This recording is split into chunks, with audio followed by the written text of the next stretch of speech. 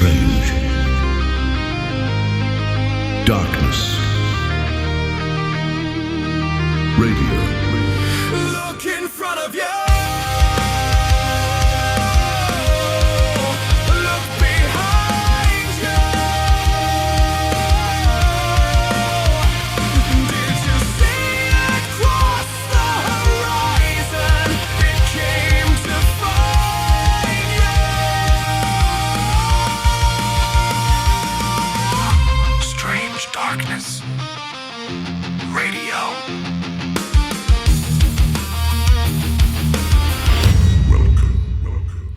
Yes, welcome to Strange Darkness Radio. We are back, and I didn't really talk about it much on the last show, but that is our new intro. We're still filling it out, and I do think the performance, Vanessa's why. Okay, Vanessa, go ahead. Why are you laughing? It was so strong. I think it's kind of corny. But although Brian, but she doesn't mean it that way. It's just probably no. Like I like it, Okay. but it's very 90s. Go ahead, because he's going to be the upset. 90s. I don't want. No, I mean, it's nothing wrong. It's very well produced, very well done. I'm just saying, Yeah. it's just it reminds me like we're gonna be like heroes in some action. Power Rangers, That's all. Power Rangers, or something like that. Yeah, But- something like that. Like as if we're gonna be doing something really drastic, and I'm like, I don't think I'm that cool, but thank you. Well, yeah, you see, you are. You just don't know it. But yeah. So we'll see how things go. I want to thank Brian and Amir for that intro, and we'll see how it goes. Amy, what do you think about the intro? Do you want to be the Yellow Ranger? I agree. It's very 90s sounding, but For sure. I actually really like it quite a bit. It's like very catchy, and it does sound like a little superhero-ish, like Yeah. Vanessa said. But I like it. I like it Okay. a lot. We'll It also see. made me think of Highlander. Like. I haven't seen Highlander in ages, but I love missed that. show. You know what? So it's a Thank you. compliment to Brian and Amir. I just have a genre in my head is when I hear music like that. Yeah, you know what? I gotta get the Highlander, but that's neither here nor there. This is a paranormal show, and again, I want to thank the listeners for listening to Strange Darkness Radio. And hey, tell us what you guys think of the intro, whether you like it or not. Hit us up on Instagram, YouTube, Spotify. You can always email us at strangedarknessradio@gmail.com. We would always love to hear from you all. So, Vanessa, anything you want to share with the group? I know you had a very interesting couple of days or weeks, I should say. well, I mean, I'm always having some UFO, UAP, whatever orb experience, but I had one in Austin, so that was cool. Also went to a metaphysical use seminar that they do once a year in Austin. So we did like a seance and things like that, and we got to hold objects that were imbued with some energy, or said to, right? And then like kind of see if we could pull information, which was really fun. And I was shocked how accurate I was. So that was really cool.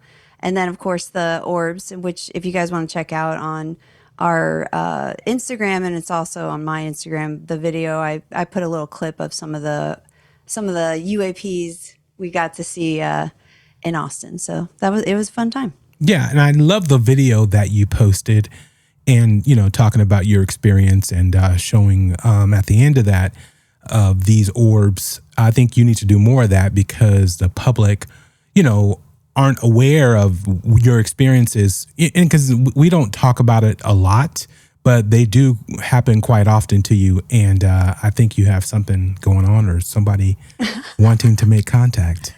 So. Yeah, I mean, so if you guys are interested, please, go ahead and check it out. Let me know, because I do have a lot of footage. I mean, even on my personal YouTube channel, I have dash cam footage of like a plasma ball just like hanging over my car. I am saying what's up to it because I'm one of those people. I think too, it has to do with the fact that I'm not afraid, and I think that's why they know that, inherently. So, I mean, guys, get rid of your fear if you want to see them, I guess. See that? And yeah, and if you guys want to check out our Metaphysical U group too, I never mention it, but we do offer free classes every Wednesday, 8 p.m. Central on Zoom. So you can go to metaphysicalu.com and check us out and come hang out. My mentor, Sarah Reeves, you've probably heard of her on the Night Owl podcast. So yeah, just putting that out there for everybody because I've never said it. So Yeah. welcome. Perfect. Perfect. And Amy, what's been up? Anything happening with you in the paranormal realm or personal that you want to share? I don't have anything. I'm not as exciting as Vanessa is. Yes, you are. I don't have anything That's to share hilarious. except for, my suburban tales. Wow. What are But those? I think Vanessa will be very interested to hear that me and Bobby had a brief conversation that we actually Oh, want yes. to try meditating because you called me out. I know you did. I did it Yeah, gently though. I mean, I was they just don't know about And that. that That was was okay. immediate. sorry. Yeah. You know me. I'm so blunt and honest. I can't. Yeah, no, that was Jesus. totally fine. And you're right. So I think we want to do like an experiment and meditate and see like if we can get something going. Yes. Maybe we'll have something exciting to talk about. Awesome. Yes, please. I've been Yes. helping a lot of people, not even just like outside people. I mean, even people in my group. So you guys are more than welcome. Any tips I can give you guys, I will do it. It's going to be interesting. Yeah. But I'm going to try it Now, again. then you guys can bring in the UFOs too. That's part of it, you know? I don't know. We'll see. We'll see where it goes. I am very curious. But yeah. So on tonight's show, this is actually going to be a listener's show. Very interesting, right? So we have someone who's has stories and have heard the call out there. You guys, if you want to share your stories, you can hit us up at 916-741-3032, or you can email us at strangedarknessradio@gmail.com. So tonight we have something very, very special. And, I would say finally, but again, we do get people trickling in from time to time, but I think these stories are going to be very incredible and something for you all to try to understand what actually goes on in your homes and experiences that you all are having.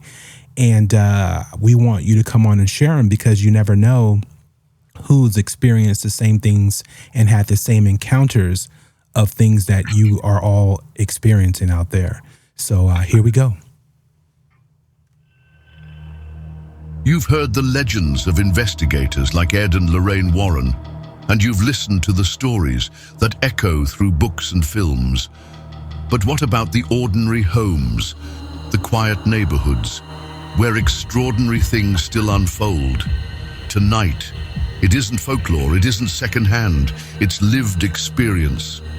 For Danny Coleman, the paranormal has never been a headline. It has been his reality. From childhood nights heavy with unseen presences to moments that left no logical escape, Danny has walked through hauntings that most would never believe, and now he speaks of them here in his own voice, with nothing between him and the truth. Please welcome Danny Coleman. Danny, welcome to Strange Darkness Radio. Hey guys, how are you? We're doing great. Danny. Hey. Can I get that applause track? Because I'm going to use that in a lot of facets of my life. No, definitely. I'm making my alarm clock so I wake up with a nice applause every morning. It's a nice way to wake up. Yeah. Exactly. So how are things? And also, tell us, how did you hear about the show and, wanted to come on and share your story? Well, I saw I joined one of them Facebook groups, podcasters looking for guests, and that's where I stumbled upon you. Perfect. And I thought, my experiences over my lifetime are not something that I've spoken about on a regular basis unless people are asking or the conversation comes up. It's not like I go on social media and post, hey, I was visited by a poltergeist, applause track.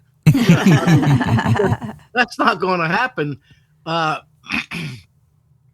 a pretty, I don't want to say private because I will talk, but I have to be prompted. Mm-hmm. So a lot of the things that have gone on in my life or that have happened to me, and being I don't know if you follow the Zodiac, but I'm a Cancer, so we kind of internalize a lot. Yeah. And Yeah, so that's where we came to that. But I saw you and I thought, oh, there's somebody who wants to listen. Awesome. Awesome. Well, let us know about you. And again, I know you are a musician, and, tell the people a little bit about you. Then we'll get into your stories on the beginning of all of this. Well, I am a musician. I'm a retired United Parcel Service driver. I also worked 12 years in a hospital right up through the end of COVID and a year beyond. I was in charge of the ICU and ER supply chains during that time. I am also an entertainment journalist and I host multiple radio programs. So, and my whole life, I've always loved music and began playing the drums at about the age 11. And before that, though, is when weird things started happening in my life. As a kid, I think we talked, as a kid, we had no baseball fields or anything like that. We had cemeteries in my neighborhood. And that's where they were our baseball field, our soccer field, our football field. Wow. So I spent a lot of time in cemeteries as a child. Whether that has anything to do with it or not, I don't know. But Yeah. now I'm retired and I love every minute of it. That's amazing. Can I ask you something, Danny? Like what state was this in? I'm always curious, like where, cemeteries that you had to. Because I mean, I grew up in New York City, and I know space is limited, so you figured out where there was an alley that was big enough, to throw a ball at a wall or something like that. So I was curious what state that was in. I grew up literally about 500 feet from the Trenton, New Jersey line. I grew up in Hamilton Township. That makes so much more sense to me now. Okay, Right thank there in you. the I middle.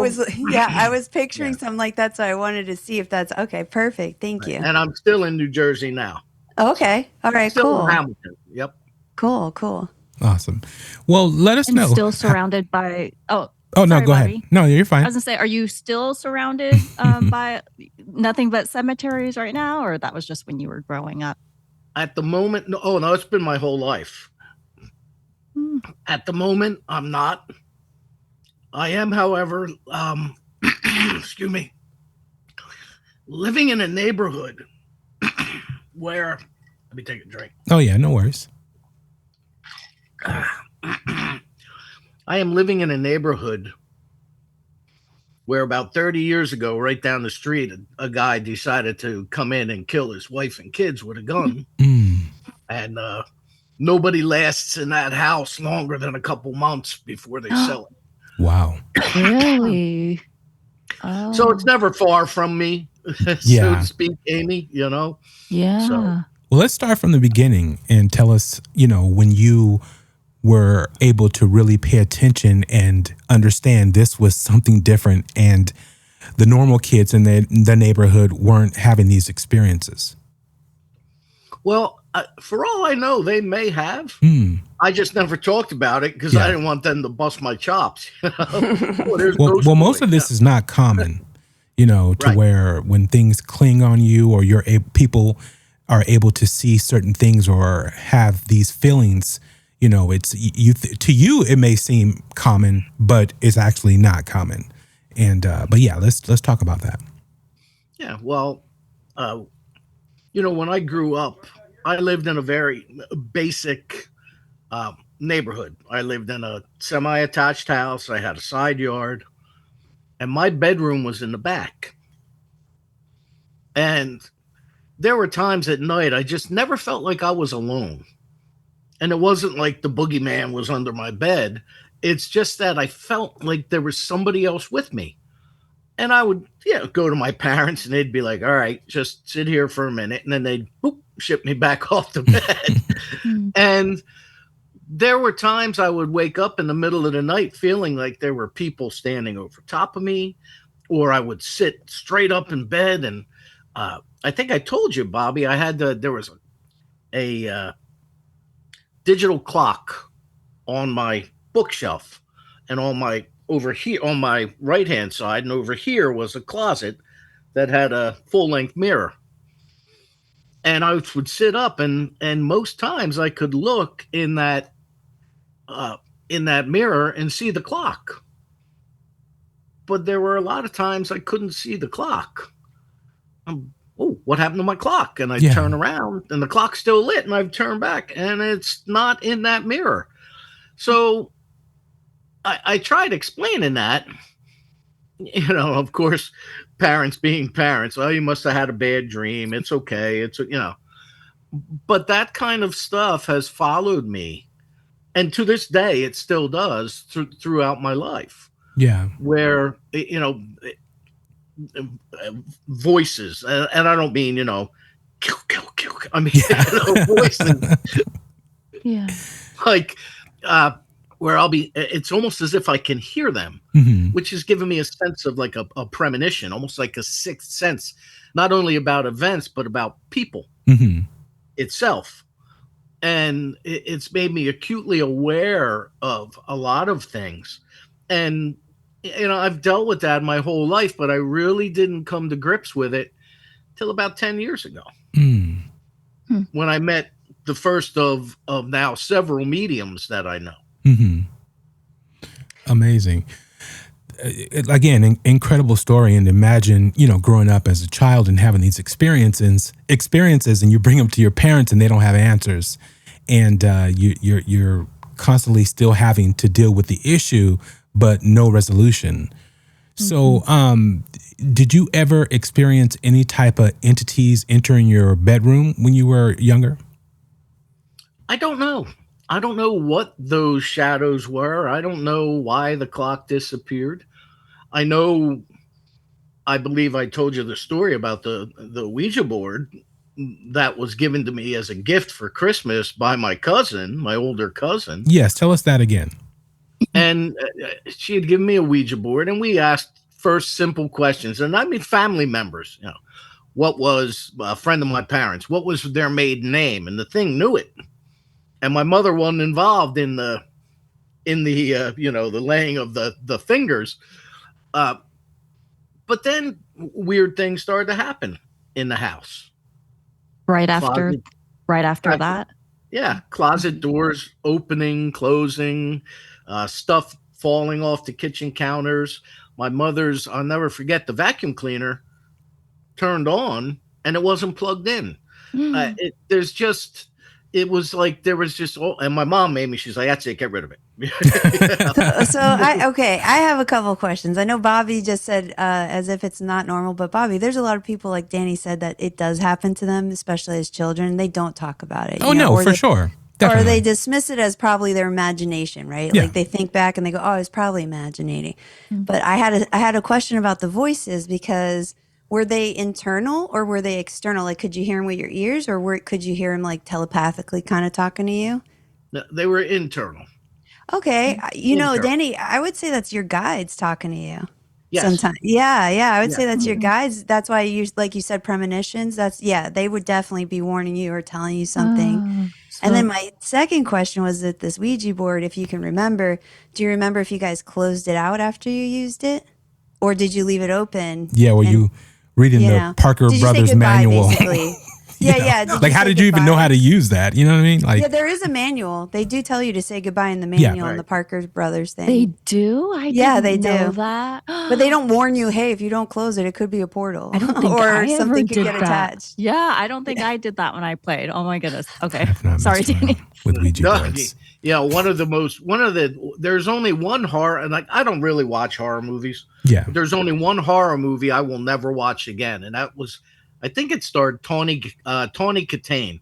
It was called Witchboard, Yeah. and it was about the Ouija and a portal. And no, thank you. Yeah. Never will I watch that movie again. Yeah. But I honestly, Vanessa, I don't know. I don't remember if we closed it out. I know we put it away and in the box. Yeah. Right. I don't know if we said goodbye to it. I'm with you I too, was like Danny. 12. I used one exactly around that age, and I can't remember if I closed it out, but we started having weird things around our house too. So that's why I was curious, because I was like, I can't even remember if we even followed the directions like we were supposed to, But I know I stopped messing with them when I was little because I when stuff started moving around, I was like, okay, I guess we don't know. I guess this thing's legit. Yeah, exactly. Yeah, and people poo-poo it. Oh, it's just a child's game. It's just a kid's game. Well, as soon as I got rid of that board, the weird stuff stopped happening around the house. So Oh, interesting. So, Danny, I know Vanessa was saying that it could have possibly have been your guides, but did you like when you were hearing these voices, did you like feel like a feeling of safety or was it dread? Like, what were you feeling when you would hear these voices? again, I was young, but it was the same things. I don't know what I felt then. I'm going to go with dread because there are times now I still get them. Mhm. Like if I'm sleeping in a place that I'm not used to sleeping, like a hotel room, or I will dog sit for some of my friends, and I'm in there, and you hear "wake up," Mm. and Mhm. while you're sleeping, and you wake up, Yeah. and you see a full blown apparatus at the end of the bed. They're like you're rubbing the stuff out of your Yeah. Mhm. eyes, but it's not like I was ever told to go do harm to anybody or run for my life or don't go there or whatever it is.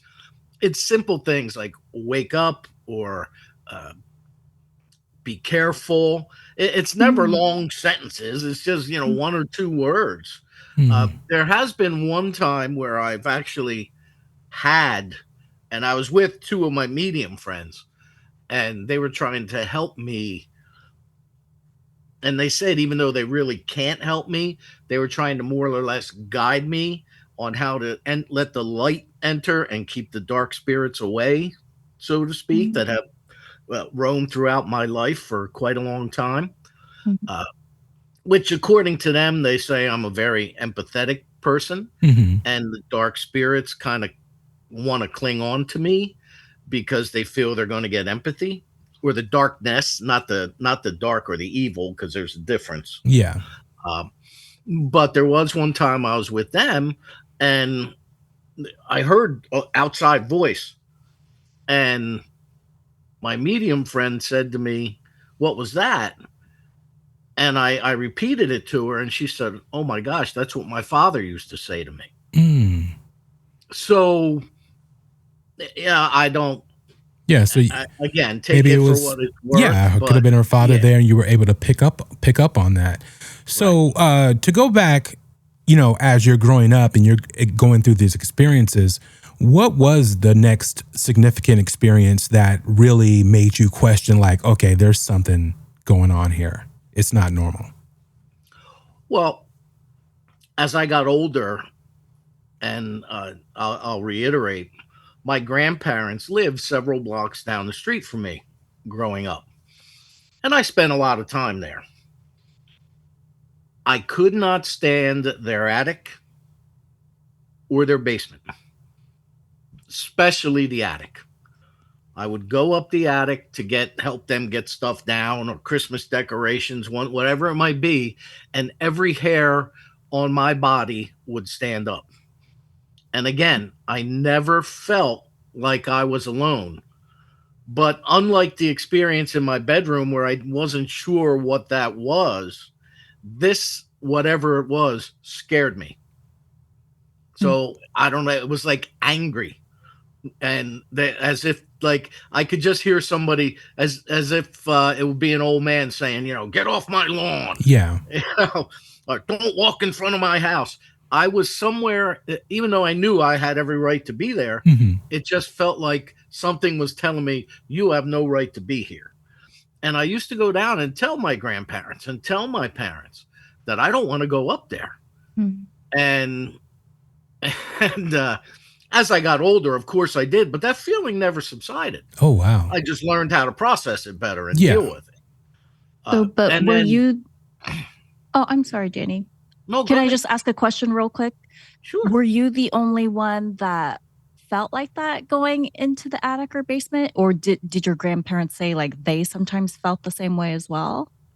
No, but my mother, who is still alive, she's 82, and that was her parents' house, she did tell me that she was never uncomfortable up there as well, or never comfortable up there as well. It used to make her uncomfortable. So, uh, I don't know. I don't know. All I know is I never liked going up there. Why is it always an attic or basement? Because they're less lived in. They can take up space in those areas. I was going to ask, is that house white with a green roof? Like, is it a... No, it is white, but it had a regular charcoal gray roof. Oh, really? Interesting. I know. I just saw it in my mind's eye. That's why I was curious if it was... You're not far off, because my medium friend told me when I told her the address, and I don't know whether she took a ride by or just let her spidey senses do the work. But she said now that house was built in 1912, maybe 1920, something. That's what like I was thinking. That's the kind of house I was thinking of. Yeah, I could see. And that too was a semi-attached home. So there was somebody on the other side. However, my friend told me that she said somebody was murdered up in that attic, and they dragged the body down to the basement, and it might still be there. Yeah, so they might have buried somebody in the basement and cemented over it. I mean, it is New Jersey, Danny. It is. It's not the Pine Barrens, but it's New Jersey. I mean, it's not where Jimmy Hoffa was from. I mean, I'm not sure where Jimmy Hoffa is from, and I'm not sure where Jimmy Hoffa went. So I don't know. Yeah, I know. I've heard like rumors about a basement, so I'm joking. But as a Teamster, he was from Detroit, but they alleged that he was buried in the end zone of Giant Stadium. Yeah, Giant Stadium. Interesting. Oh, wow. Interesting. No, that's really cool. But I mean, also, I don't know if you guys, Bobby and Amy, realize, Danny is living in an area that has so much history. For sure. So I guarantee there's so many things that you were running into that you would probably be so confused what would be what, if, or what decade, because I know my dad has his own personal experience in Brooklyn where he saw like a Civil War soldier. So like, and this is the 1960s. So what, what is this soldier doing in my basement kind of thing, so very interesting. No, that's interesting you say that, because when my ex-wife and I first split up, I moved into my sister's basement, and she lives in a town called Bordentown.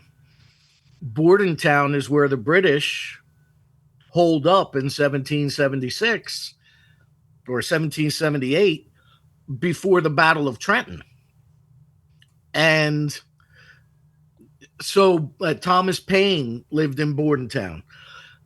My nephew and his partner bought an old bank building that was so haunted, we had to bring in a paranormal investigation.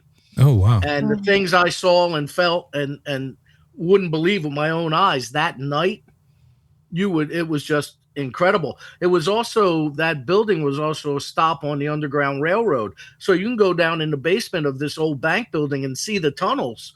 They're all bricked up now, but there are tunnels for the Underground Railroad.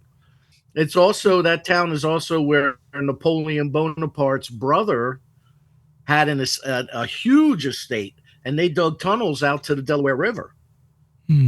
So there were things in Bordentown. My nephew went to the historical commission because they wanted to do some renovations, and he asked about ghosts, and they said Bordentown is like any house in the fall. You know how you get mice in your house in the fall? Well, we got ghosts. So it's a very common thing. But yeah, so you're right, Vanessa. And I don't live, I mean, literally as a kid, I could straddle the street 500 feet behind my house and be 1 foot in Trenton and 1 foot in Hamilton Township. So yeah. That area is really interesting because I had an ex who was in New Jersey, but in the Phillipsburg area. So like by Easton. I know it well. Yeah, and that area is also very spooky. Like, and also a lot of those colonial homes are still there. I mean, some of them built in the 1800s, and they're using them for restaurants and all kinds of stuff that you could still go in them. I mean, cool vibe, but there's so much history on the land. What the people experienced and some of the devastation. Just Right. sickness and just Yep. starting this country off basically back in the day. Yep. So, what was your next experience, Danny? Well, when I moved out of my house and got my own apartment, and a couple of years later, my ex-wife and I bought a home in a section of Trenton called Chambersburg. And we had been living there for maybe, I don't know, 4, 5 months, 6 months. And I woke up one night and my ex wife had a white bathrobe. And I thought it was her standing at the end of my bed. She's in this white bathrobe. And I woke up and I said, "Are you okay?" And she just nodded and she walked out of the room. I thought she was going to the bathroom. So I lay back down. I look over and she's laying next to me. Oh, wow. Oh And I thought, gosh. okay, that's weird. And she had this, and like my ex wife, she had long blonde hair. And I thought, okay, that's weird. But then the next day, we wake up and I told her about it.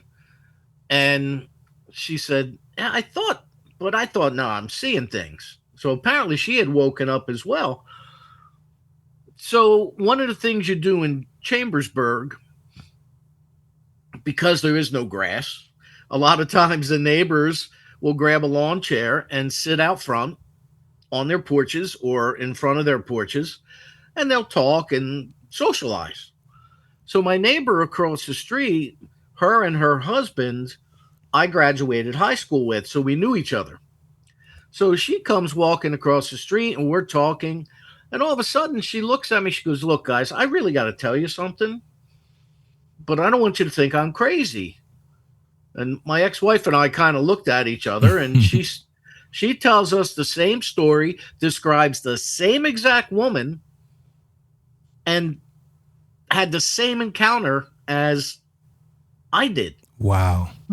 So, and we looked at her, we said, "You're not crazy. We saw her too." Yeah. Uh, and then when my ex-wife and I moved to our second home, it was a one owner home. We were the second. And the family that owned it, the parents eventually got divorced. The father or the husband was a mailman. Now keep in mind, I was a UPS driver Mhm. at this point. He's a mailman. Problem was that he liked to have a few cocktails. So when he would get done work, he would go to the bar and he wouldn't come home till between 2 and 3 in the morning when the bar closed. Well, eventually the man he unfortunately he had cancer and he Mm. had no family. So his ex wife took him back in, set him up in the lower level of our home. And then when he got too bad, took him to a hospice care facility or the hospital. And he passed away in a hospital. So we moved in that house in May. And I only found all this out because all this weird stuff started happening in my house when we moved in. We moved in May. In June, I went to a birthday party and we had a fireplace. So I had gone out and I had found a bunch of trees and I brought them back to my house with a chainsaw, hacked them up, and then I split the wood and put them on a log rack. There was in our backyard a holly tree. It wasn't a real tall tree, it was more like a bush. But the woman told us, "Oh, my husband gave us that when we first moved in here. He gave that to me as a housewarming gift, and it's come back every year. And it was a beautiful holly bush. It really was beautiful shape." Well, no sooner after we moved in there, it died. Just Oh, died. And we thought, okay, that's weird, but Yeah. it died. So what I did was I cut it down and I cut it up into small logs and put it on the log rack. So we had gone out to a birthday party And I come home late in the afternoon, almost dusk, and I look in the backyard. Every single one of those logs is just strewn all over my backyard. What the heck did this? At first, I thought maybe an animal got up in there and Yeah. knocked it down, but then they would be all around the log rack. No, they were 25, 30 feet away in every direction. And wow, that is weird. That is. Okay, Yes, no very big weird. deal. And then after that, we started hearing things. We would, things sounded like something fell off a shelf or something. We go down to investigate. There was nothing. And then it got even more weird because at midnight, or not at midnight, he died in December, a week or two before Christmas. And every year, between 1 and 3 in the morning, that week of his passing, we would hear 3 knocks on the front door. And I would go downstairs. The first couple of years, I went downstairs. After that, I was like, You knew who it was. if it was somebody there, the dog would be barking. You know? Yeah. But we would go downstairs and we would look. I would look on the front porch, and there was nobody there. Mm. And then one time, my dog came down and she started growling, and I'm like, all right. So I turn on the porch light, and there's nobody there. Mm. So I shut everything up, and all of a sudden there was a closet right behind our front door for coats and the such. The knocks came from there. Mm. Like, that closet's not that big. Yeah. Threw open the door, and there's nobody there. But yeah, and then from there on, there was an instance where I think I told you, Bobby, my ex-wife, once my son was born, she quit working and went and became a consultant. And every now and then she would have to travel. And she was going to Boston, and she had a car picking her up at like 5 in the morning. And at about 2 in the morning, we heard somebody pacing in my hallway. Now, my grandmother, who was 78 years old at the time, was in the next bedroom because she was going to stay there and take care of my son, who was almost 3, Mm. and till I got back from work. And I thought, oh gosh, I hope my grandmom's all right, you know. Yeah. And then I heard her walk downstairs, and then I heard her hit the kitchen, and we lived in a split level. So you 5 steps down, you walked into the kitchen, 5 more steps down to where Eddie, which was his name, that's where he convalesced. Yeah. And she walked down. I thought, oh boy, okay. So she must have gone down to get a glass of water. And I fell back to sleep. Next morning, and my ex-wife heard it as well. Next morning, my ex-wife gets picked up by the car. I wake up, I'm getting ready for work. My grandmother's there. I said, would you have a bad night last night, Grandma? What happened? I heard you. She goes, that wasn't me. I thought that was you. I was like, that wasn't you? She said, no. I just, and again, my son, we moved in there. He was about 2 years old. And he used to tell us he had an imaginary friend when he began to talk named Bamman. Mm-hmm. Well, the gentleman's name was Eddie, and my ex-wife had a cousin named Eddie. And whenever Eddie's kind of a shy guy, so whenever Eddie would come over, we would chant, Eddie, Eddie. I think we summoned Eddie from the grave because my son would sit up in the middle of the night and just sometimes yell, Eddie's here. Oh, wow. Oh, my goodness. And, talk about chilling. Yeah. I mean, but he never bothered us. Mm-hmm. Yeah, there were some things that would happen. Certain things were moved, or we thought we misplaced things, and then all of a sudden they would magically appear. Yeah. Kind of poltergeist activity. And a little later, I'll tell you something that happened, and I don't want to put it out there, but I'll tell you something that happened afterwards. Okay. But and he never really got violent or scary or nasty. It was more of an occasional nuisance. Yeah. But that was all right. And I talked to him like, Eddie, you're welcome to stay, man. Just don't bother us. Mhm. All right. Mhm. Do what you got to do. We're all happy. I appreciate you watching over my son. And Then one day it turned. Mm. Things started. I think I told you the story. My nephew's like 6'4". He's like 6'4", 230. And we were the TV down in the lower level where Eddie stayed. I couldn't get anything on it. Every other cable channel worked. Oh, the splitter must have went bad. We were outside changing this cable splitter. Not a breeze, not a nothing. And I had a gate that was difficult to close Hmm. because I had a built-in pool and I didn't want people getting in the backyard. So I thought, if anybody tries to get in, I'm going to hear that scrape. I'm going to hear, and all of a sudden we're standing there and the gate just slammed shut. And I was like, holy cow. I turn around. My 6'4" nephew is beelines it in the house. I'm out there by myself. And I walk in, and sure enough, I didn't even finish the splitter. Sure enough, the cable's working just fine. Oh, wow. And I'm like, okay, that's weird. And then again, my ex-wife went away for business, and I'm on the phone with her, and it was all of a sudden nothing but static. And then that heavy, heavy feeling came over me. Yeah. You're not alone. You are not alone.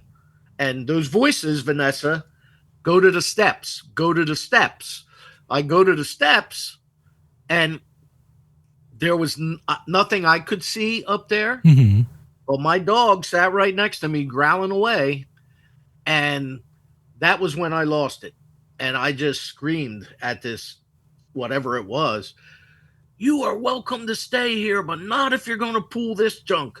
You know what? You need to go now or come to grips with this. You need to go to the light, do whatever it is spirits do. Get out of my... And I went off. Yeah. Like I was possessed. 2 seconds later, my phone rings. It's my ex-wife. She goes, can you hear me? And we were never bothered again. Wow. Now, I was going to say, Danny, that's probably the best thing you could have done because you set your boundaries with that exactly. that Yeah. entity, whatever it was, Now, you want to know the odd part about that? Yeah. My 6'4" nephew, he's actually my ex-wife's nephew, but we got 50-50 custody, apparently.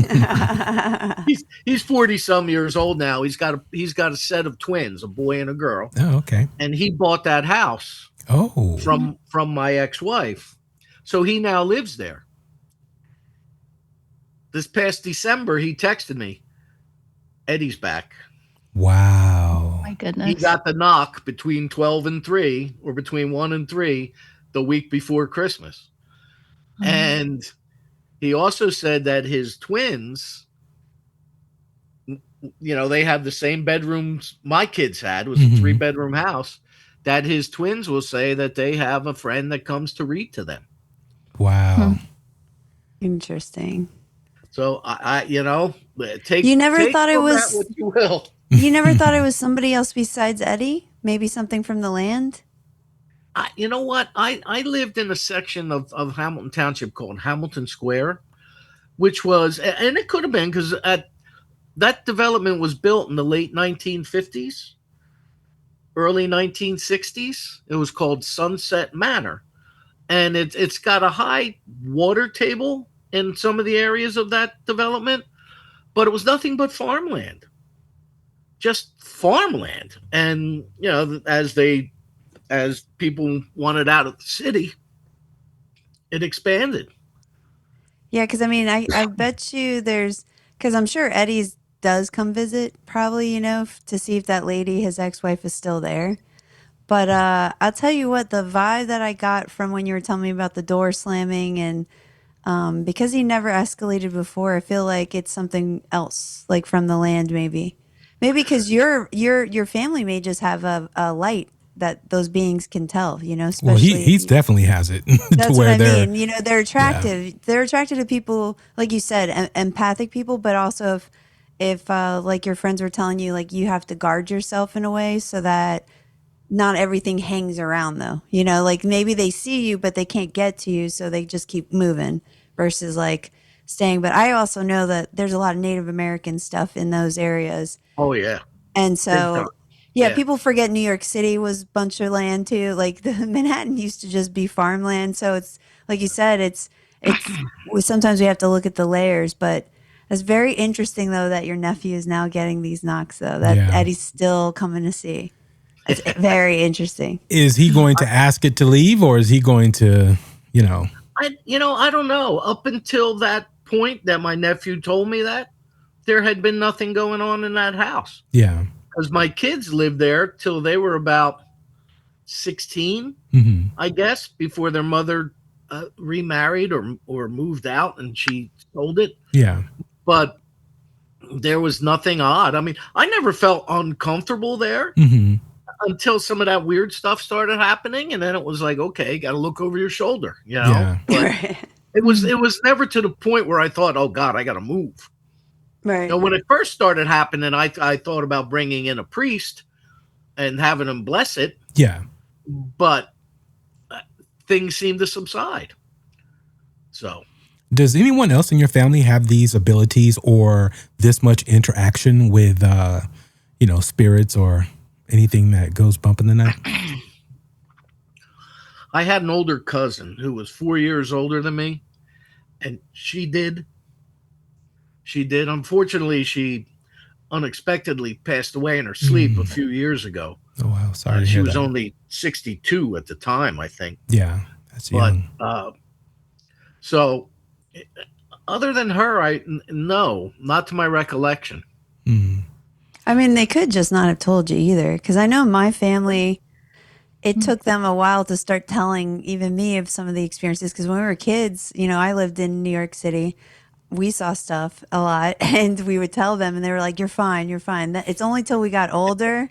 They're Yeah. like, "Well, our family's psychic." I'm like, "What? You've been telling me I haven't seen anything my whole life, Yeah, that's and now you're telling me my family all was the these same way. experiences?" Yeah, I was like, "Why would you?" And they're like, "Well, we didn't want to scare you any more than you're already scared." And I'm like, "Well, maybe if you told me not to be scared and that this is just a thing that happens sometimes, I probably wouldn't have been as terrified of it." Now, it's funny you say that because, and Bobby, I hadn't gotten into this with you yet the Yeah. last time we spoke, but I met my medium friend. As I said, I'm a musician, and she has a daughter who is also a musician. And her daughter was performing at a local bar and restaurant in Hamilton Township. And I happened to be out that way. So I decided, okay, on the way home, I'm just going to stop and check out Kelly. So I go there and she's just about to start. And she says, let me introduce you to my mom and her friend. So I met her mom and I met her friend. And her mom says, sit, if you want to sit with us, you can. There's no seats anywhere. So I sat down next to her. And she says to me, she says, stay here. Don't go away. Please don't go away. Okay. She gets up. I'm thinking, boy, she really got to run to the bathroom. She gets up. She comes back with a stack of napkins, had to be that big, and a pen. And she just starts writing stuff down like as if she was possessed, like, Yeah.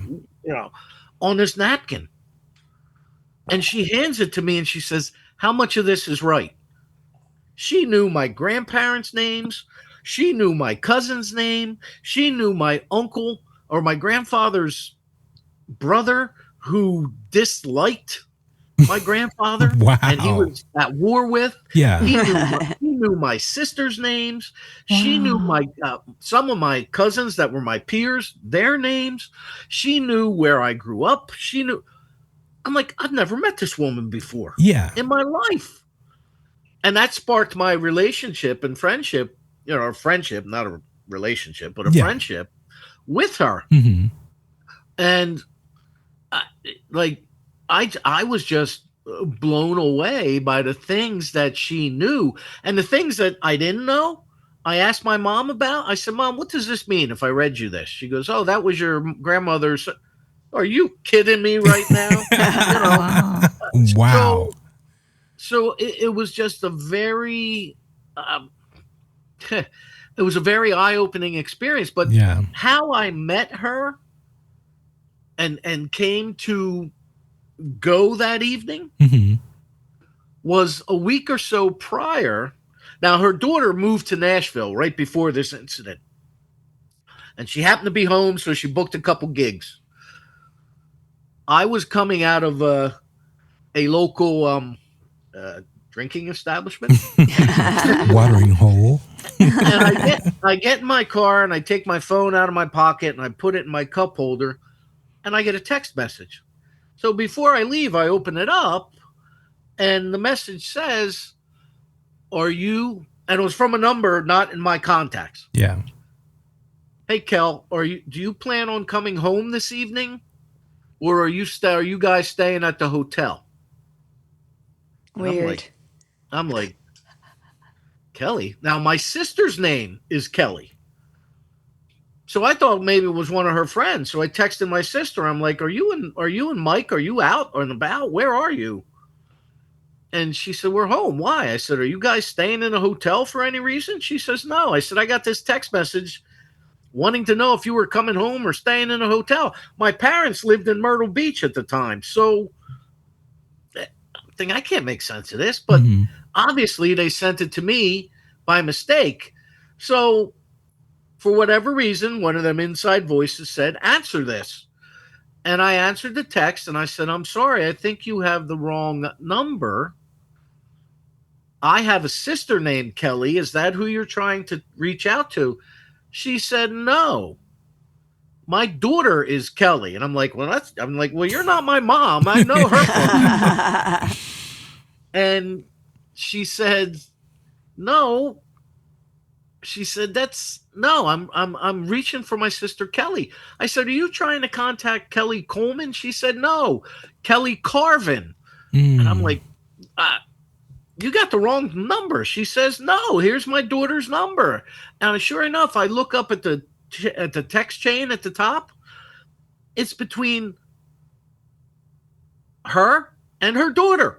My Yeah. number's not even on it. Wow. I'm like, how That's the heck did crazy. I get this? Yes. Weird. And then a couple of weeks later, I wind up meeting her. And as she said to me, and to this day still does, there are no accidents. Wow. That gave me chills. No, I agree. So that makes me question though, or incredible. wonder, have you ever thought about using your abilities or like developing them more? Because you obviously have some. I mean, as a musician, I'm not surprised you're clairaudient. You probably have so much ability to hear tone and frequency that you could probably easily hear the spirit world, quote unquote, you know? Well, once I started, my spiritual relationship with her, or spirit guide, or whatever you want to call it, Mhm. she she used to read tarot and all this kind of stuff, and I never dabbled in that, so to speak. But she opened my eyes to a lot of different things. And when she did that, uh, it was like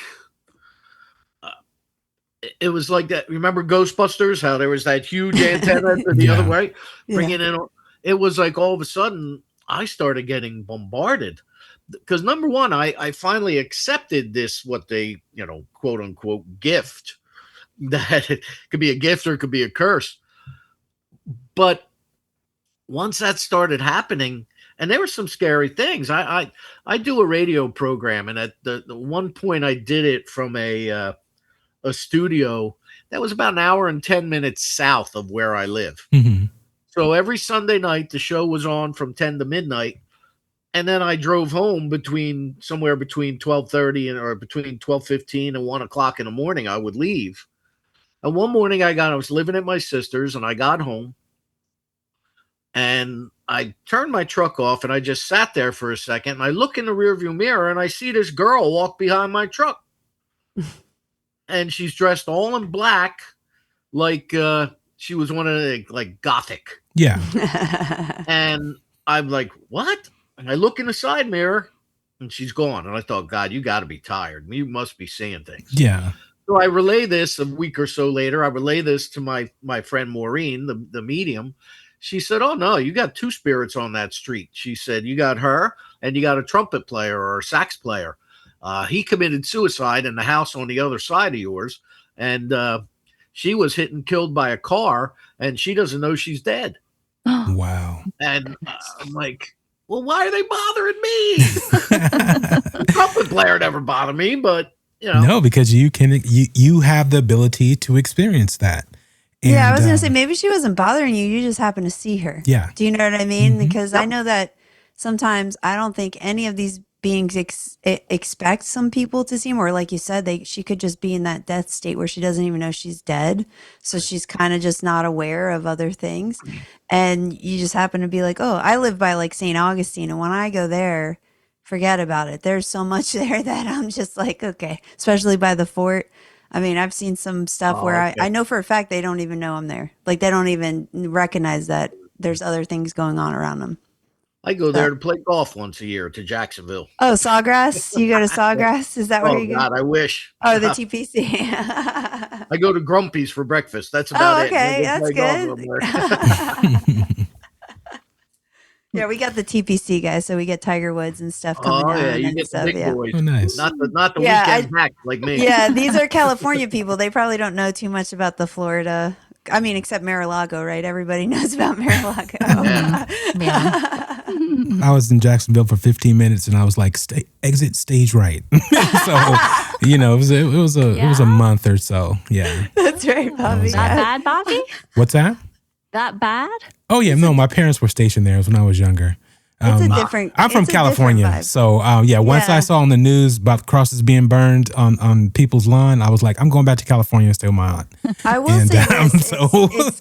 I will say this. I've been here almost 20 years on and off now, and it's slightly better. And I say slightly Hopefully because now they at least hide their racism. It used to be Hopefully- overt, like hopefully Bobby's saying. Everybody is loving one another. But these are incredible stories, Danny. And so I'm pretty sure your friend who's a medium has told you that there's something with you particular that you're able to communicate, whether it's verbally, visually, or they're able to see or sense you. And they're trying to, it's kind of like a beacon or a light that's in the distance and, a moth to a flame type situation. Has she said that to you at all? Yeah, she said they're attracted to me because I have a, empathetic personality, and that they feel like they feel safe with me or around me. And she said that's where you have to be careful, because there are a lot of dark spirits who will pretend to be, and if you let them in, you're in trouble. Mm-hmm. And I have, there's just things I sense, I've done a really good job at it, but I'm going to tell you the truth, and this may not fit with the narrative of the podcast, but I was raised Catholic. And up to the time I was about 14, 15 years old, I went to church every Sunday with my grandparents.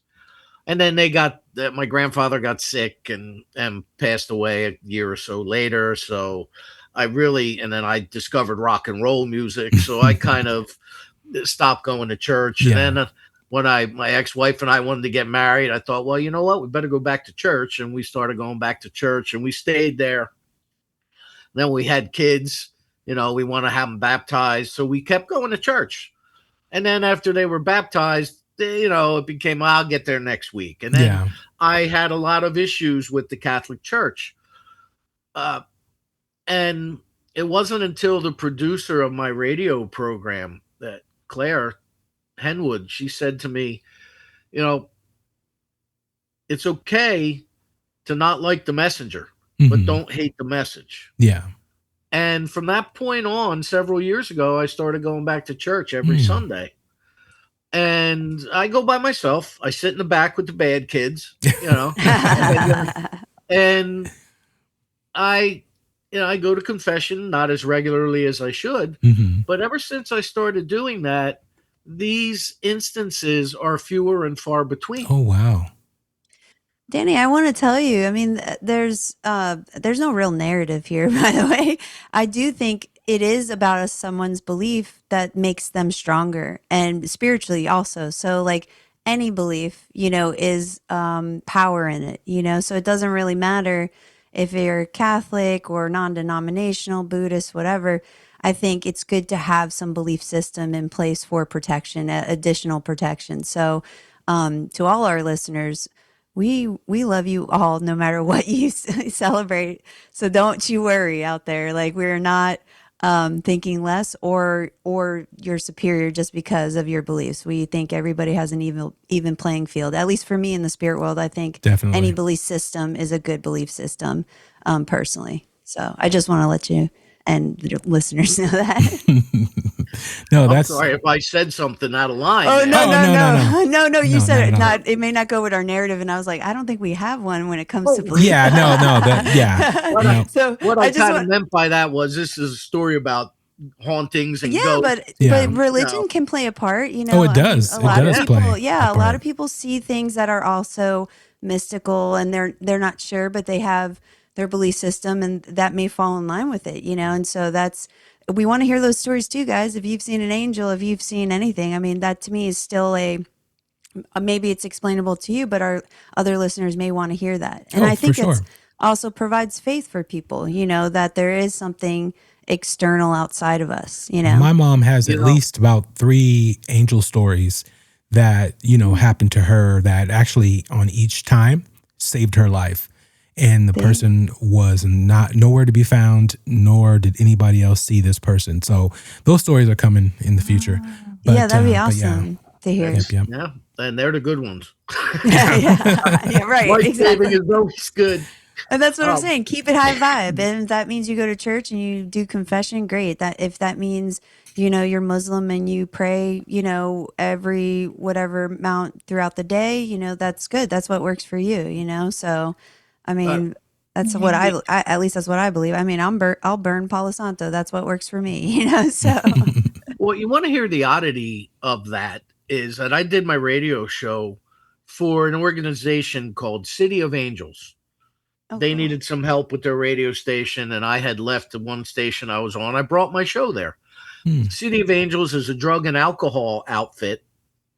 They don't provide treatment, but they get people into treatment. And they work with the families, and then post treatment they help the addicts find jobs and so on and so forth.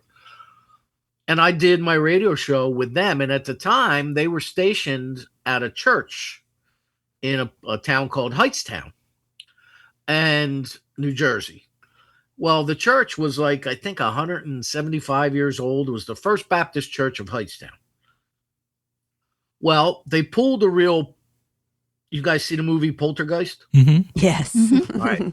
Do you remember the scene where he grabbed the guy and said, "You moved the headstones, but you didn't move the bodies, Yes. didn't you?" Right? Mhm. Yes. Well, behind the church there was a graveyard, which was common for churches back then.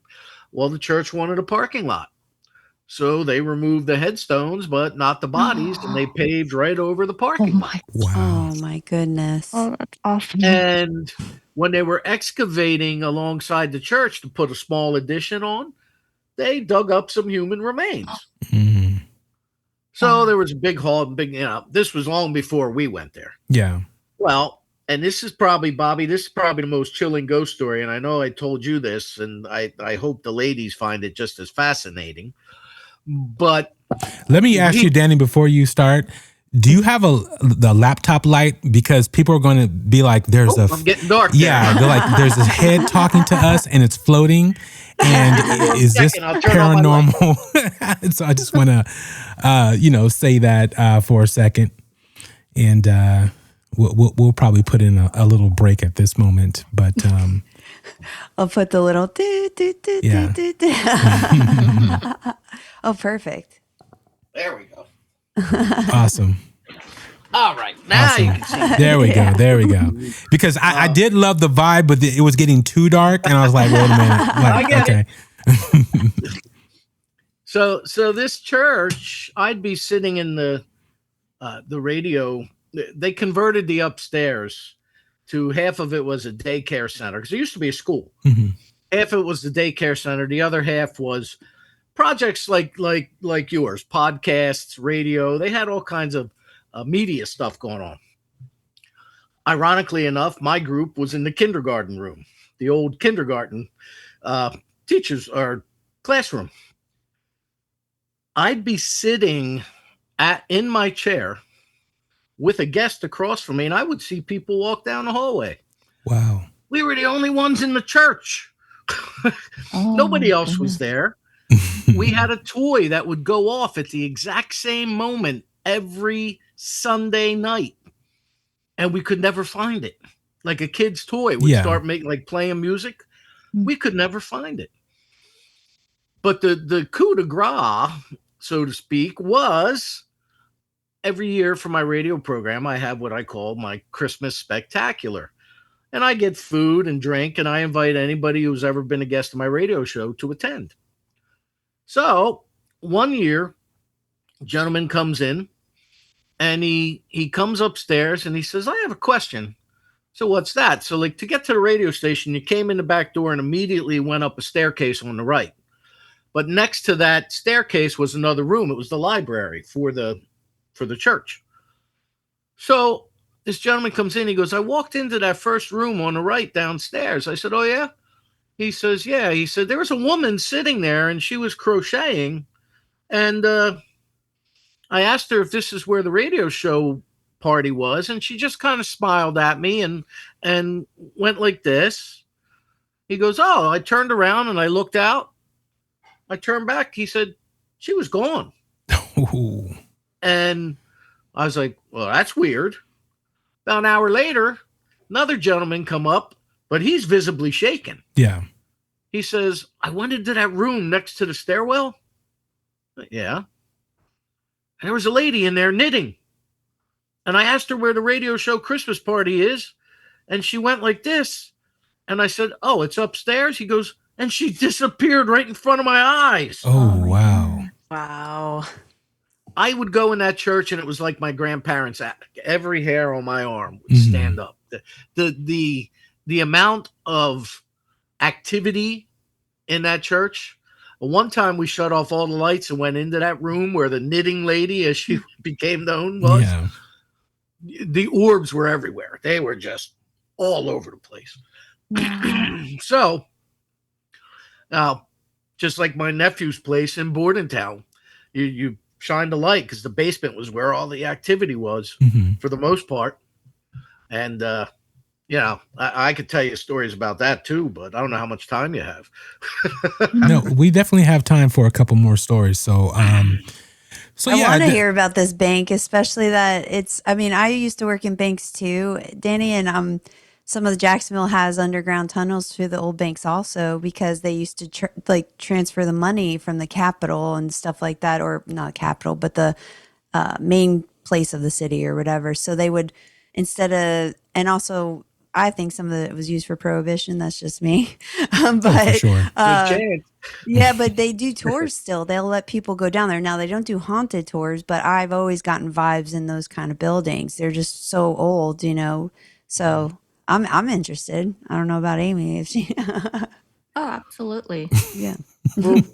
Well, the bank building, my nephew and his buddy decided they were going to open up a pizza place inside this bank building. Now, there have been, since it closed as a bank, there have been many, many, many different businesses. None of them last more than a few months. Mm. And we know why. Because when my nephew took it over, they had to convert it from a bank to a restaurant. And there were several areas. There was the basement, which you got to through the dishwashing area. There was the second floor, which is where the bank offices were, and the guys would sit up top. Your bank executives or whatever. It was a very, very old bank, very, very old building. And then there was the whole bank floor. So they had to rip all that out, and they brought in a wood-fired pizza oven that they got delivered from Italy. So they went all out to do this correctly. It was wood-fired pizza. So it was during, believe it or not, Superstorm Sandy that my nephew's partner, Are you guys familiar with Sandy? Yes. Yes. Okay. Mhm. All right. Totally devastated New Jersey, New York, parts of Delaware and Pennsylvania. And Sandy is in the beginning of stages. Well, due to the wind, it sets the fire alarm off at this vacant building that's being manufactured. So they call my nephew's partner. He lives about 15, 20 miles south.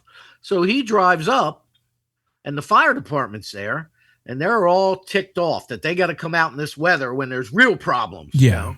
He's like, I don't know what set it off. So they go in, and because we lost power, it's pitch black in this place. So the first thing they hear, if I remember this correctly, they heard a laugh. Like, who the heck's in here? Yeah. And then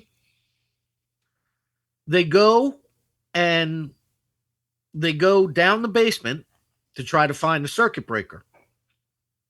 See if maybe it just got tripped or something happened. So, and disconnect the fire alarm. So while they're down there, my nephew, they made their own mozzarella. So they had to have units like humidification or dehumidification units, one of those. And they were in boxes outside the basement door. So they're all down the basement, and all of a sudden they hear these boxes sliding across the floor. What the heck is that? They go running upstairs, and the boxes were all moved. So they're standing there like, what the heck is going on here? And then all of a sudden from the upstairs, they hear a ball bouncing down the steps. The captain of the fire department looked at my nephew's partner and said, all right, I don't know what's wrong with that fire alarm, but get it fixed. Let's go. We're out of here. and they beat feet. Yeah. And so my nephew called me because he knows I have some paranormal investigation contacts. And him and I have a friend named Cal Schwartz, who Cal is very heavily into the paranormal. And he has a friend who records voices. Like she'll go to a cemetery. EVPs? Yeah, Yes, EVPs. thank you. That was the letters I was looking for. Yeah. She'll go to a cemetery with this recorder and just do that. So he hires a paranormal investigator from a county south of where we were. And the guy comes up, and I was part of it. His mom was part of it. My daughter was part of it. His partner and his wife were part of it, and they were total non-believers. But we go there, and they made us go down into the basement where the majority of the activity took place. Like a waitress had her apron undone. Another person was shoved. And this was all before this investigation. So we go down there. They turn out all the lights. They said, I need everybody to be absolutely quiet before we do this because we got to get readings with our instrumentation. Okay. So we're all quiet. And all of a sudden, you hear a pair of glasses drop to the floor and get thrown across the floor. And my nephew's mother, my ex-sister-in-law, she was like, oh no. Yeah. I left my glasses over there. Only problem was nobody got up. Whatever this entity was, picked her glasses up and threw them across the floor. We're like, all right, we're off to the races. You know? So then we went into the tunnel as far as we could go before it was bricked up. And every one of us, no exception, every one of us smelled ladies' perfume. And, it was very, very, very telling. And then from there, we went into Vanessa. We went to the counting room, which was in the basement, which is also where the night drop went. Mm-hmm. In there, people got the guy in front of us. He got his hair pulled. The person next to him, they didn't bother me and my daughter, but the person next to us, got a little shove on the shoulder. apparently there was an angry Indian that was also haunting that building along with a little boy Mhm. who was not a very nice little boy. That's where the ball and the mischief kept coming from. Wow. There was we sat in one spot, no ceiling fans or anything. We sat in one spot, and all of a sudden you could just feel cold air just envelop your entire body. Yeah. There were just so many things. And then we were up in the room. All of us went up to that second level, and they had those, I forget what they're called, where the words print out. Oh, They ask questions. Yeah, it's a box, and then it gives the actual, yeah. You can get the same thing on your phone if you go to ghostradar.com. Yeah. Because I had Ghost Radar, and I'm looking at it, and it's getting the same thing this guy spent $1,000 on. I got a free app. Yeah. Yeah, I forgot what they're called. Put it on though. white They're called noise, and then something. it'll actually say the, say the phrases. word. I think it and- goes through radio channels or something. Some of them do Something, that. right. Yeah. Yeah, that takes the frequency. And I can't believe I forgot what the name's Yeah, called. me It's too. called something. so they asked the guy his name. something box. It's a And they said, it's a something box. A It's what? called a something box. I think well, there's a brand called Ghost Box, but I think it's like Yeah. there's a general term for them or something. something electronic. It's like an Yes. electronic name. Something, yeah. I can't remember for the life of me. I have to Google it. But the thing is that this, we asked this, are you Some call it a Frank's box, and then others call it just a ghost box or spirit okay. box. Those are the terms for it. But yeah. it measures temperature and radiation too, or something. But Okay. so this gentleman asks it, are you the man that haunts this premises? And they had done some research, and they came up with a couple of names. And they said, are you such and such? And said, no. Are you such and such? Yes. Is your first name whatever it was? I can't remember at this time. Yes. So you are something, what I'd say, John Doe. So you are John Doe. And he comes back with touchdown. And like, if you are John Doe, give us a sign that you are here with us. And we were all on this side of the room, and the door was all the way on that side of the room, and the doorknob starts turning. Cool. Well, there were people who were ready to scream and go running out of there, and I can't blame them. But now my brother-in-law's father was born and raised in Bordentown, and he said that when I told him the guy's name, he goes, "Oh yeah, he's buried right behind the house here in the cemetery." Because my sister's house backed in, her backyard butted up to the cemetery. Yeah. And in Bordentown. And he said, oh, yeah, he used to sit out every Mother's Day. He would go to the cemetery and he would steal flowers off the graves and then go sit on the side of the bank and sell them to people. Wow. So that was his connection to the bank. Yeah. So, yeah, I mean, and there was a time they had a hatchet that they kept to like break blocks of ice or certain things, just a small hand hatchet, that went missing. Nobody could find it. Nobody knew where it was. And then all of a sudden it reappeared. Guess where? In the counting room. Oh, interesting. So yeah, there's just all kinds of weird things like that happen. So let me ask you, Danny. So they were already starting their pizza, so they had it open for business where people could come in and buy it at the time, like buy. No, not at that time. They were still just renovating prepping. it. Yeah, Right. they're just prepping. So was that building made out of any kind of stone, like marble or anything Cement. inside? Cement on the outside, and it had, I believe it was hardwood floors on the inside, which I think were tiled over. Okay, so it was pretty old then. Oh yeah, it was very old. Yeah, I mean, because you would think, I always look at these places of, where you have the public coming to, like theaters, banks. It doesn't surprise me when there's just stragglers, kind of in the area. They're probably going to commune to a building that everybody was, basically would go to, Yep. Very Yeah. cool stories, though, Danny. So thank you so much for sharing all that with us. Oh yeah, these stories are incredible, and again, it's a lot of a lot of people have these stories, and I hope they're okay.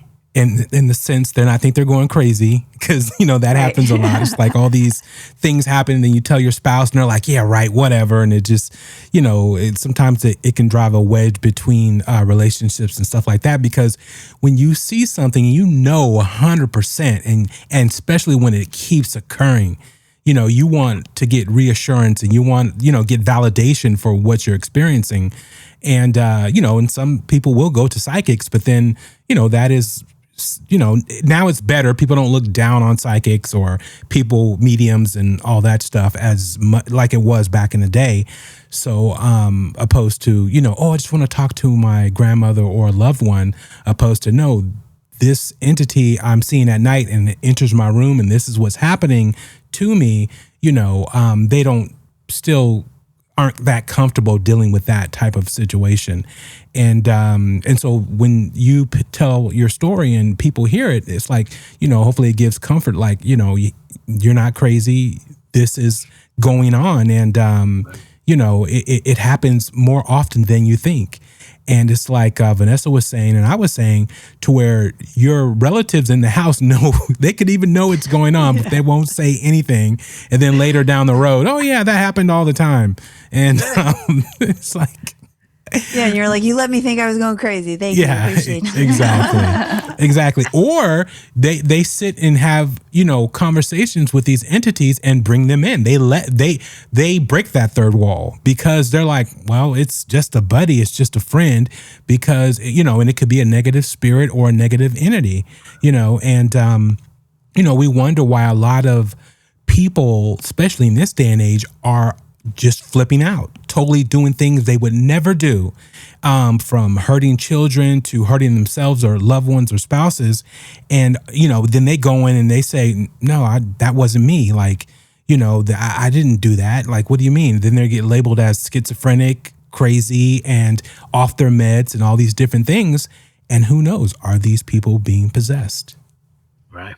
Yeah, that is. I don't know, Bobby. You're right. And over the years, I was woke up one night by a little chubby kid, which I thought was a dog, standing with its paws on the top back of my bed. It was a little chubby kid telling me he was hungry.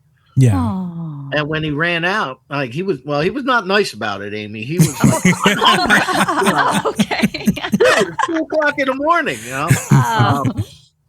And then after that, I look in the corner and there's a huge dark figure, which I'm like, oh God, this is it. This is where you're buying it. There's the Grim Reaper. Yeah. Man. But I tell you what, it's my same nephew had a bedroom at his friend's house, and he was sitting in there one day, and he comes in and there's a woman sitting in a chair brushing her hair in a towel like she just got out of the shower. And he looks at her and she disappears.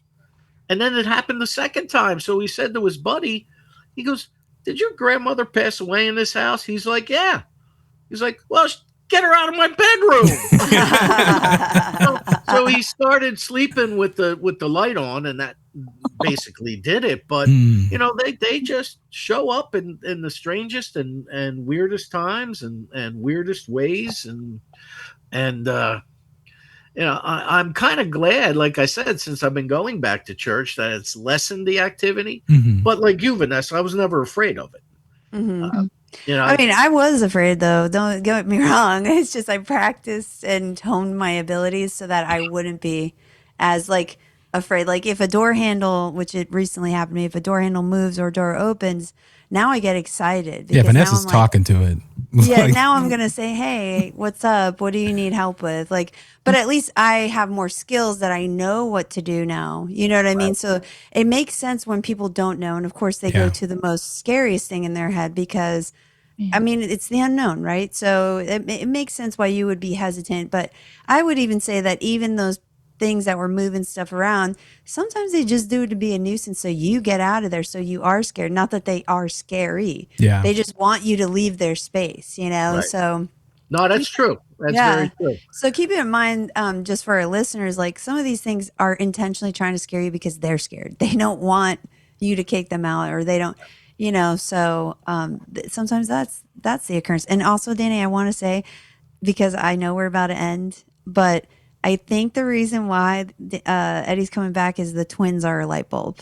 Just putting that out there. Your nephew's twins. Without a doubt. Yeah, I totally agree. Yeah, I think they're the reason why. So Because he never was able to see his grandkids. yeah, so They I weren't- guarantee that they kids weren't are even just light born. bulbs Yeah. in general, though. So Yep. and then you get twins, which are in my belief system, they are a same soul kind of way. If they're identical. It's So- like kids and pets. Yeah, That's they're true. the most sensitive to Yes. a lot of that stuff. So yeah. Exactly. Well, Danny, again, thank you for joining us on tonight's show. Incredible stories, and you've lived and is living an incredible life to be able to talk to and interact with these entities. And as you know, we know it's not all horror and and fear. Sometimes these entities can come and give you messages and signs and things that you need to hear at times. And so it's hard to tell, between the two. It can get pretty hard in that regard. But yeah, so if you guys have any stories you want to share, please share them. That would be amazing. Ladies, anything else for tonight? No, I just want to say thanks so much, Danny, for sharing, because I do want people to feel more confident in sharing these stories, because there is a lot more of us out there who have these experiences than some people want to talk about because they are afraid of being labeled something. But I truly believe all of us have abilities, some stronger than others, and you can develop those. So hit us up. Tell us what's going on. What happened to you? We want to know. We will validate you. Believe me, I have had my own, so I totally understand. Yes. Yeah. We all actually have. So that's another interesting thing about our show. Everyone has had We have an experience. Well, I just want to reiterate too. Thank you, Danny. Those were really very, very interesting experiences that you've gone through. And I have a feeling that's not going to be the end of it. And I hope that you come back and you give us updates on what other things are going on, because it's been really fascinating. Yes, that sure. would be incredible. Anything else, Danny?